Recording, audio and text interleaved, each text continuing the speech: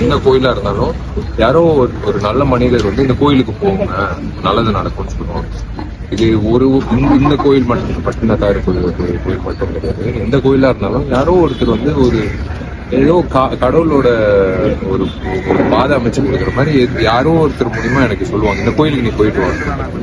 எனக்கு super Subramanian master வந்து சின்ன வயசுல இருந்து எனக்கு பழக்கம். அப்பா படத்துல வந்து ஒரு சண்டை பயிற்சி பண்ணியிருக்காரு சரகுமார் சார் ஹீரோ.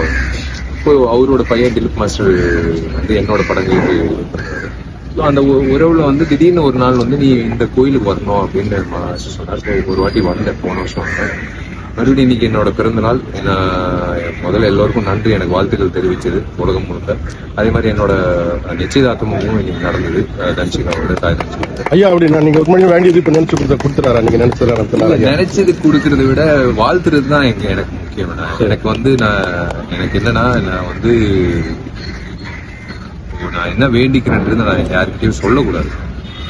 ஆனா ஒண்ணு மட்டும் சொல்வேன், பெரிய பங்களாவோ ஒரு பெரிய ஆடம்பரமான ஒரு வாழ்க்கையோ நான் வந்து இதுக்குமே நான் கேட்க மாட்டேன். நான் கேட்கறது வந்து வேற ஒரு விஷயம், அதை நான் சொல்ல மாட்டேன். இங்க வந்து எப்படி உணர்ந்தீங்க ஐயா? நான் இங்கிட்டு வந்ததுக்கு அப்புறம் உணர்ந்த ஒரே ஒரு விஷயம், எனக்கு எப்படி வந்து இத்தனை வருஷம் எனக்கு தெரியும். நான் இங்கிட்டு தான் அப்பாவோட வியாபாரம் நான் பார்த்துட்டு நான் அஸ்மினேட்டரா வேலை செய்யறதுக்கு முன்னாடி எண்ணூறு போட்ல தான் நான் வேலை செஞ்சுட்டு இருந்தேன் 3 வருடங்கள் காலகட்டம். எனக்கு கோயில் பத்தி தெரியல. அப்புறம் மாஸ்டர் வந்து அதான் சொல்றேன், ஒரு குறிப்பிட்ட காலகட்டத்துல ஒவ்வொருத்தர் சொல்லுவார் இந்த கோயிலுக்கு போங்க, இந்த கோயிலுக்கு போங்க. அதே மாதிரி இந்த கோயிலுக்கு மாஸ்டர் கூட்டிட்டு வந்து 2வது முறை நான் வரேன்.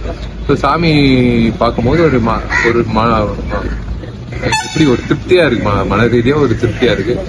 ஒரு நல்ல நாள்ல அவர் சந்திக்கிறது சிவபெருமானும் பார்வதி அம்மா வந்து நான் வந்து அவங்களோட குழந்தை மாதிரி தான் நான் நினைக்கிறேன். அவங்களோட தரிசனம் கிடைச்சிட்டு நான் இப்போ செயல்படுறது சந்தோஷம். நன்றி.